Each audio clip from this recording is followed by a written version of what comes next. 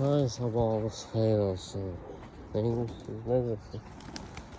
Keyfimizə, halımız. Allah xeyir versin. Allah versin olsun. Dostlara hamıya qurumlu salamlar.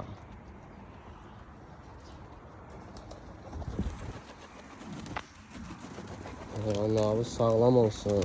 Yaxşısını olun. Dərman verin hayvanlarımıza. Hamı qoy sağlam olsun.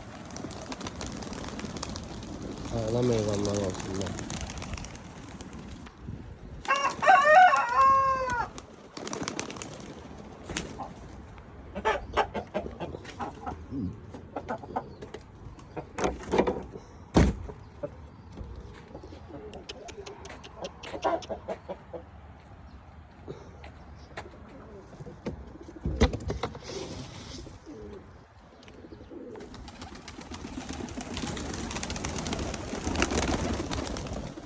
Kuşa alanda lezzet. Az kuş sesini.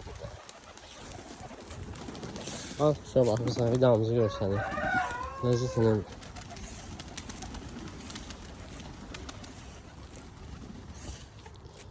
Kuşların vaksini vurun. Kurt dərmanını verin. Qoymayın hayvanlarımız xəstələnsin.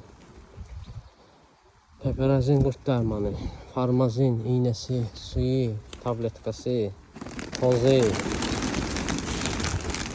Tabletkası demək, tozu ilə iğnəsi. Hansı yığdı özünü vurun. Qoymayın xəstələnsinlər.